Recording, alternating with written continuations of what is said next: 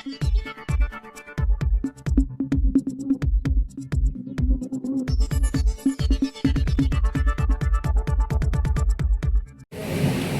5-7 महिन्यापूर्वी 8 महिन्यापूर्वी मालवण नगरपालिकेचं इलेक्शन संपन्न झालं आणि या शहरवासियांनी सन्माननीय निलेशजींवरती विश्वास टाकून या मालवण नगरपालिकेची सत्ता आमदार साहेबांच्या नेतृत्वाखाली या ठिकाणी दिली, महायुतीची या ठिकाणी सत्ता आली आणि मला अभिमान आहे की आम्ही इलेक्शनच्या पिरियडमध्ये या संपूर्ण शहरामध्ये फिरत असताना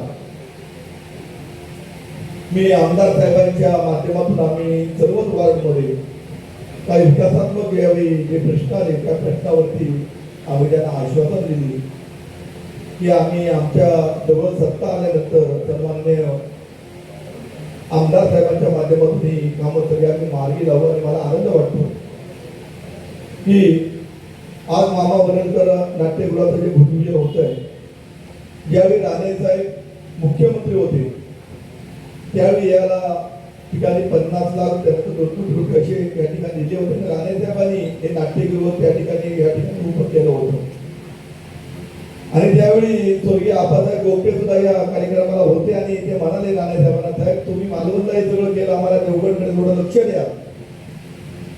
आणि साहेबांनी मामा वरणकर नाट्यगृह मालवण सिंधुदुर्ग मालवणचे सर्व नगरीतील शहरातील नाट्यप्रेमी असल्यामुळे आणि मच्छिंद्रनाथ कांबळेकर मध्य या मालवण भूमीला हे सर्वात मामा वरणकरचा वारसा असल्यामुळे हे एक अत्याधुनिक नाट्यगृह त्या ठिकाणी उभं केलं आणि आज या नाट्यगृहाचे पुनर्रचनेसाठी सन्माननीय निलेशजीने 11 कोटी रुपये या ठिकाणी मंजूर केलेले आहेत.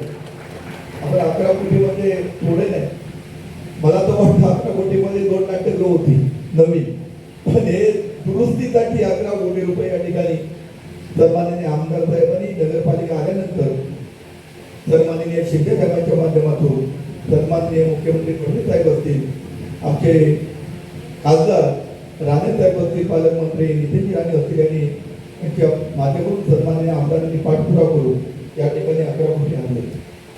तर नंतर रोग कर्जासाठी सुद्धा 1 कोटी रुपये या ठिकाणी आणले, त्याचं सुद्धा भूमिपूजन झालं. स्पोर्ट ग्राउंडसाठी सुद्धा माझ्या मैदान जमीन खरेदी करण्यासाठी 5 कोटी रुपये या ठिकाणी त्यांनी आणले आणि 5 कोटी रुपये विकास करून त्या स्पोर्ट ग्राउंड बनवण्यासाठी. आणि मालवणमध्ये फिरत असताना काही ठिकाणी काही विरोधक काही ठिकाणी म्हणतात, पण मला वाटतं की मी दांडेश्वर मंदिर त्या ठिकाणी मालवण दांडीमध्ये ते गटाराचा भाग आहे आणि त्या ठिकाणी मी आपल्या माध्यमातून शब्द दिला होता, पण नगर दुनियाकडून आपण 10 कोटी रुपये दिले आणि त्या गटारासाठी 57 कोटी रुपयाचा इस्टिमेट होऊन आता ते मंजुरीसाठी गेले, म्हणजे ते एका वेळी ते सुद्धा त्या ठिकाणी होणार. आणि मालवणमध्ये जी कामं आम्ही इलेक्शन मध्ये सांगितली त्याच्यात डबल कामं होती एकाच वेळी. एवढे पैसे मालवण शहराला सन्माननीय निलेशजीने कालच्या बजेटमध्ये दिली, म्हणजे आपण सांगलेले शब्द येत्या 1 वर्षामध्येच आपल्याला पुरे झालेले दिसतील. एवढं चांगलं काम सन्माननीय आमदार साहेबांनी या ठिकाणी केलं. आज काही ठिकाणी या ठिकाणी आता बोलणार म्हणजे माझे आमदार या ठिकाणी काही ठिकाणी म्हणतायत विकास कसा असतो, विकास कसा करायचा असतो. विधिमंडळामध्ये उभं राहिल्यानंतर 288 आमदार किंवा पूर्ण प्रशासन आपल्याकडे सगळ्यांना सोडून आपल्याकडे बघितलं पाहिजे, अशा प्रकारचं काम अभ्यासपूर्वक सन्माननीय निलेशजींनी 2024 मध्ये निवडून आल्यानंतर विधिमंडळात केलं. आज नागपूरमध्ये अधिवेशन होतं, तुम्ही गेलं बघितलं असेल. मला अभिमान वाटेल की नागपूरला ज्यावेळी अधिवेशन चालू होतं आणि त्यावेळी सन्माननीय आमदार नागपूरला गेले तेव्हा जे मीडियाचे जे कॅमेरे आणि जे माईक समोर जे लागलेले होते ते मोजू सुद्धा शकत नव्हते. एखाद्या मुख्यमंत्र्यांच्या समोर तसे लागतात तसं मीडिया पूर्ण राज्यातलं मीडिया सन्माननीय आमदारांच्या भोवती त्या ठिकाणी नागपूरला जमत आले. हे सुद्धा पत्रकारांनी नोंद घेतली पाहिजे आणि हे सांगलं पाहिजे. काय तर इथले आमदार येतात जातात, कोण विचारत नाही, बोलत नाही. आता पण ग्रामीण भागामध्ये पुरामध्ये मी फिरतो, असे गाव ज्या ठिकाणी 80-90% या लोकांना मतदान केलं, तिथल्या वाडीतल्या काही लोकांना चादरीमध्ये पेशंट वरती उचलून आणावे लागतात, खाली रस्ते नाही. असे सुद्धा रस्ते आज सन्माननीय आमदार साहेबांच्या माध्यमातून तिथे पूर्ण तिथे वाढी तिथे रस्ता अशा प्रकारचा कार्यक्रम सुद्धा आम्ही संघटनेच्या माध्यमातून घेतला. म्हणजे असं एकही वाडी या मालवणमध्ये त्या 6 महिन्यात येणार नाही की तिथे कुठलाही पेशंट आजारी असला तर तिथे वाहन जाणार नाही. अशा प्रकारचं आपल्याला एकही वाडी या मालवणमध्ये आपल्याला पाहायला मिळेल. अशा प्रकारचं काम सन्माननीय आमदार साहेब या ठिकाणी करताय. हे नाट्यगृह जेव्हा चांगलं होईल आणि मी या ठिकाणी सांगतो की आमदार साहेबांचं स्वतः लक्ष आहे. पूर्वीचे दिवस आता या ठिकाणी गेले. कोण कॉन्ट्रॅक्टर आहे, कोणता किती वाटा काय वाटा हे इथे चालत नाही. इथे कामाला प्राधान्य दिला जातो आणि आमदार साहेब नेहमी आठवड्याच्या अनुसार या ठिकाणी येतात. त्यामुळे पारदर्शकच काम या ठिकाणी पूर्ण होईल आणि इथले सगळे तुमचे नागरिक या ठिकाणी बसलेले आहेत.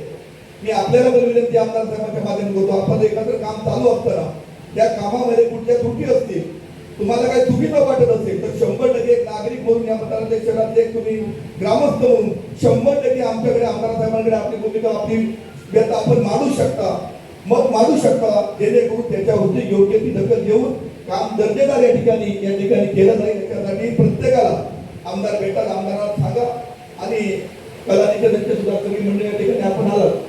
आपण त्यावेळी पत्रकार परिषद मधून काही लोकांनी त्या ठिकाणी म्हटलं पण हे नाट्यगृह कशामुळे खराब झालं हे सुद्धा बघितलं पाहिजे. गेली 4 वर्ष प्रशासन होतं, 4-5 वर्ष त्याच्या पूर्वी 5 वर्ष 10 वर्षामध्ये या ठिकाणी कुठलीही डागडुजी झाली नाही आणि नाट्यगृह या ठिकाणी अन्यही कार्यक्रमासाठी वापरलं गेलं पाहिजे. कारण त्याचं वापर जर झाला तर ते सुंदर नाट्यगृह या ठिकाणी राहू शकतं असं माझं म्हणणं आहे. त्यामुळे वेगवेगळे कार्यक्रम नवीन भरपूर कलाकार त्यांना ते व्यासपीठ नंबर त्यांना रिसर्चसाठी करा. काही पण अशा प्रकारचं नाट्यगृह या ठिकाणी उपलब्ध करून दिलं पाहिजे. मी पुन्हा एकदा आमदारांना बालवनवासियांतर्फे मी आमदारांचे जाहीर अभिनंदन करतो की अशा प्रकारचं काम या ठिकाणी धडाक्याने कामं या ठिकाणी लावलेली आहेत. आज सुद्धा तुम्ही बघितलं जातात की सन्माननीय आमदार या ठिकाणी निवडून आल्यानंतर देवबागमध्ये आता खालच मेरिट बोर्डाचे मला काही अधिकार मिळाले. एका बाजूला जो 157 कोटी रुपये त्या ठिकाणी बांधणाऱ्याला दिले, दुसऱ्या बाजूने 14 कोटीचा काम टेंडर सुद्धा लागून ते सुद्धा कोणाला तरी मिळालेलं आहे. आणि काल मला अधिकाऱ्यांनी सांगितलं की साहेब अजून 16 कोटीची कामं यामध्ये टेंडरला पाठवलंय. म्हणजे एका देवबागला 200 कोटीपेक्षा जास्त पैसे सन्मान्य निलेजीने आणि सन्मान्य नितीनजीने या ठिकाणी आणून दिले. आज दांडी भागात सुद्धा 9 कोटी रुपये त्या ठिकाणी प्रोटेक्शन बांधण्यासाठी दिले. आज छत्रपती शिवाजी महाराजांचा जो अशोक मोठा पुतळा उभा त्या ठिकाणी, त्या पुतळ्याच्या मागे सुद्धा बंधन जेटी होण्यासाठी सन्मानित पालकमंत्री आमदार साहेब ते खासदार राणे साहेब या ठिकाणी प्रयत्न करतायत.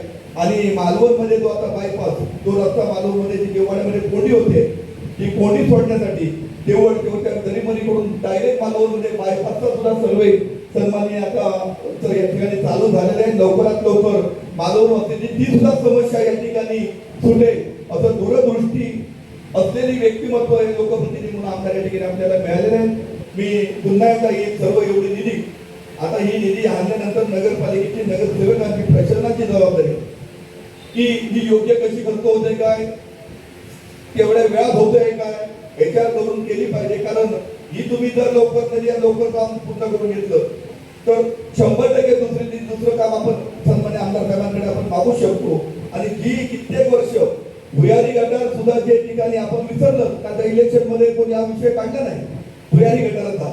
मी फिरत होतो परंतु आमदार साहेबांनी दखल घेऊन येत्या वर्षभरात भुयारी गटार सुद्धा पूर्ण करून ही सुद्धा कारवाई सन्मान्य आमदार साहेब या ठिकाणी करणार आहेत. त्यामुळे सगळ्या कामामध्ये आता नामापूरवरून 46 कोटीची नळपाणी सुद्धा योजना या ठिकाणी येते आहे आणि त्याच्यासाठी सुद्धा आज मालवणच्या काही भागामध्ये पाणी जात नाही.